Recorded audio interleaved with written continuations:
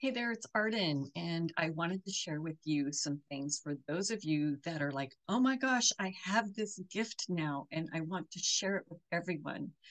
Um, or you feel that you must share it now. If these are new gifts coming forward, I'm going to ask you to wait and let me give you some reasons why. The first one is that a lot of the times when you receive a message, especially if it's for someone else, you need to hold back. Our energy, we don't quite understand our energy when we're just stepping into our gifts.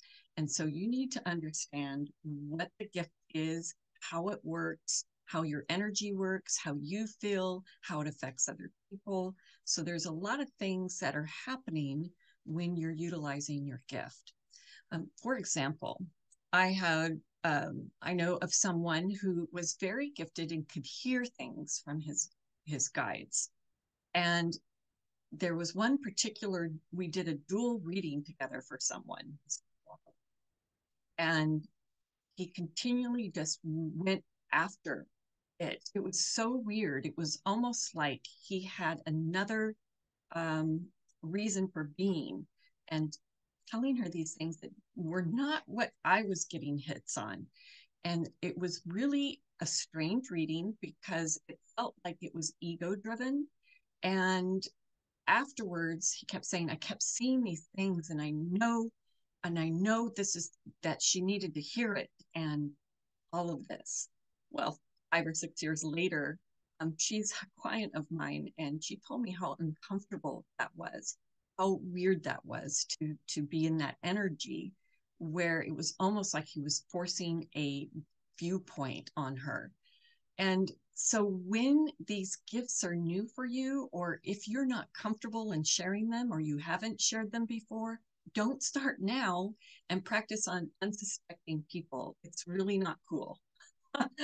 And so what you need to be doing is really sitting with this information that you're getting for a while and check it.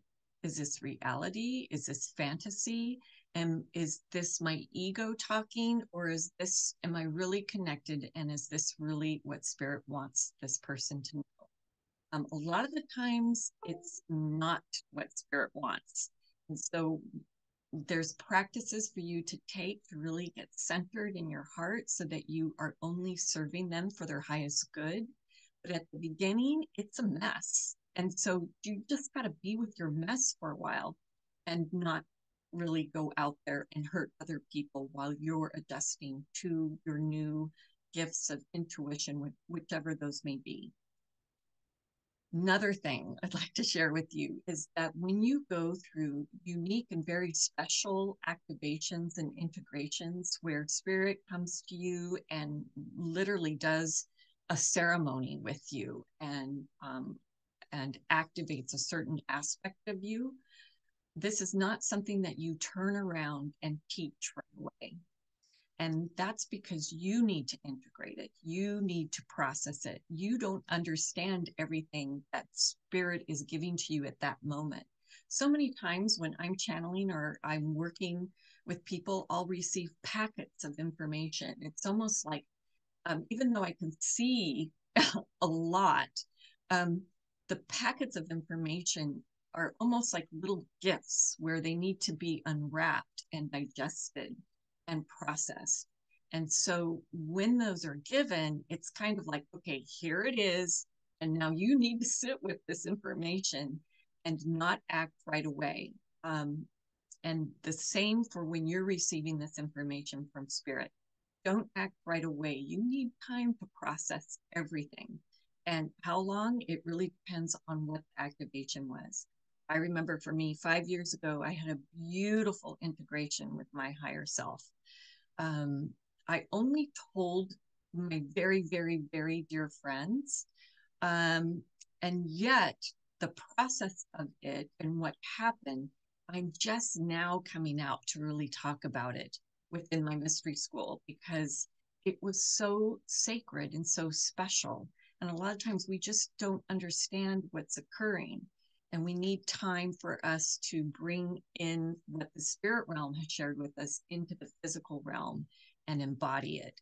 So give yourself time. This is your own journey. And so it's not going to be one where you're going to turn around and blab and tell everybody. It's just, that's not how it works. And it's not very honoring of your energy. And it's not very honoring of those that you share it with. So what else? What recommendations do I have for you as you're going through the process of opening up to your new gifts? Write everything down. Write everything down in your journal. Keep track of it. And second thing you want to do is take out any judgment as you receive this information. We immediately want to link to it. We immediately want to give it meaning, and that can be really difficult. So sometimes when I provide a channel or a vision, it's like I'm telling you as much as I can, but I'm trying not to attach it to something, meaning, oh, I see a ladder. Well, maybe it's not a ladder. For example, I had a vision maybe it's been 10 years. Oh my gosh, what am I saying? And I'm celebrating my 10 years in Encinitas because I moved down here 10 years ago. But 10 years ago, I had a vision where my future self gave me, it looked like a wine stopper. I couldn't figure it out. It fit in the palm of my hand. It was tiny. It was silver. It had some unique detail on it, and I couldn't figure it out. And I wanted to attach meaning to it. Instead, you just have to see it. Just see it. That's it. Just see it. Don't understand it. Just see it. Be with it. And what happened was 6 months later, I was in the car of a guy, with a guy that I was dating, and hanging in his rear view mirror was that exact little thing, that silver thing. And it was a Diorgi, which his sister had given to him, which is a Buddhist symbol to help attract and keep away evil spirits. What it's used for. So I had no idea. I didn't even know what that was. So we don't know sometimes what these things mean. So you just have to not attach meaning to it. And it's a lot more difficult than said, right? We all go down the path where we kind of judge or judgy in our intuition, and we can't be. We really have to release. So that's one of the things you want to do that, because what it means is not always the case. Another example, I had one vision that I was giving for a client, a soul reading, where I kept seeing a black bird show up. And for many of us, we're like, oh, a black bird, oh, omen, that must be evil and bad. And it's like, I want you to know that spirit doesn't communicate like that. Spirit is all about love. And so when I'm seeing a black bird, it's like, finally towards the end, I asked her, do you know what this black bird is, who this black bird is for you? And she started crying and saying, no, it's my my dead husband. It's my husband that just passed. And it was special to her. It was special because it was symbolic for her. So don't attach meaning. Be really, just remove it all. So that's that. No judgment, and write everything down. Those are the two things you need to be doing. Process it. Take time. You'll know when it's time for you to share certain things. And they're usually just for you, but sometimes they are for others. And so you want to ask your guides, is this for this person to hear? Is this for others to hear? Otherwise, you kind of just want to keep it to yourself. So I hope that helps as you move forward and exploring and expanding your gifts. Enjoy it, and also just keep it close to your heart because it is truly special. All right, see you later.